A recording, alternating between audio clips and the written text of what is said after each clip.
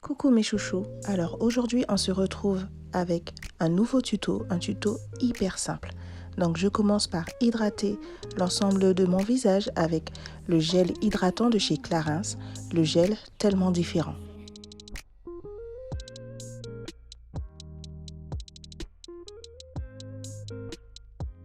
Ensuite, je viens prendre ma base matifiante de chez Fenty Beauty que je vais appliquer sur ma zone T, c'est-à-dire le nez, le front et le menton.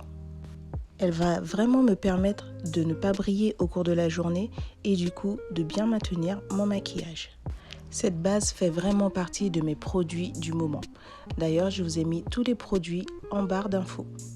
Ensuite, je continue avec mon fond de teint de chez Dior Backstage, la référence 7,5N. J'ai choisi ce fond de teint parce qu'il est hyper naturel, il a un fini très naturel, la couvrance moyenne et le fini satiné naturellement. Il s'applique tellement bien, j'ai choisi de l'appliquer avec un pinceau Kabuki de chez Vanity Collection. Il s'applique sur le visage et sur le corps, il est aussi waterproof. Alors, concernant le waterproof, j'ai décidé de choisir le l'anti-cerne NW48, le Pro Longwear de chez MAC, que j'applique sur mes cernes évidemment et sur mes parties un petit peu plus foncées de mon visage, le coin du nez et les commissures des lèvres. Je continue avec l'anti-cerne de chez Fenty Beauty, celui-ci c'est le 430. Je vais vraiment l'utiliser pour illuminer mon teint. Donc, je vais l'appliquer sur l'arête de mon nez, sous mes yeux, sous les sourcils pour vraiment illuminer mon regard, sur le front et sur le menton. Si vous voulez avoir un maquillage très naturel, cette étape est vraiment facultative. Vous n'êtes pas obligé de le faire, mais moi je voudrais vraiment apporter plus de lumière à mon teint. Alors il faut vraiment bien l'estamper avec une éponge, ou vous pouvez tout à fait l'estamper avec un pinceau. Honnêtement, je ne peux pas me passer de cette étape parce que ça va vraiment lifter naturellement mon visage.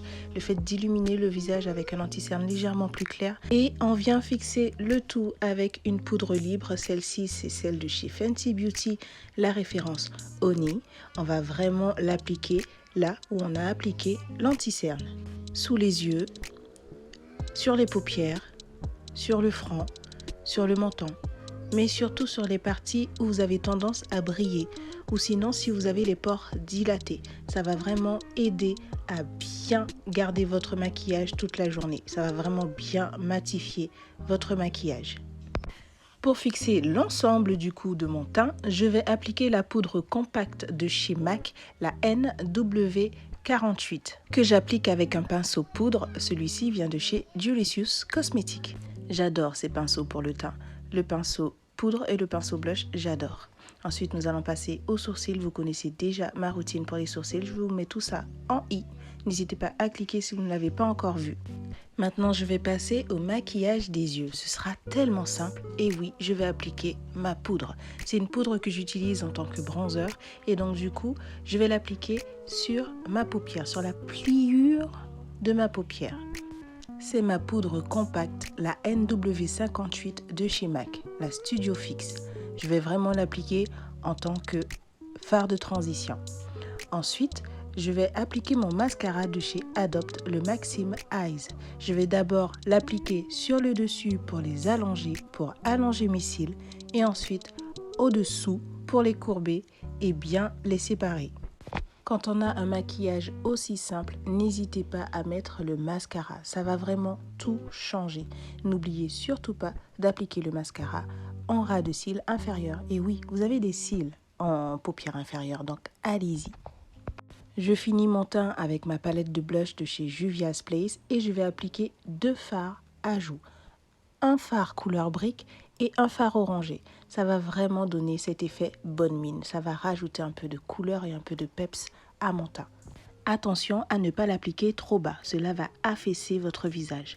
Ensuite, je finis avec une poudre de lumière de chez MAC.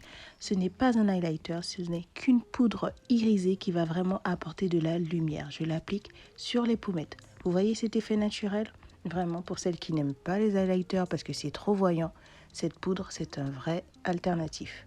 Ensuite, je finis avec mon baume à lèvres de chez Carmex. Ce baume à lèvres est tellement glossy et tellement hydratant, je ne peux plus me passer de lui.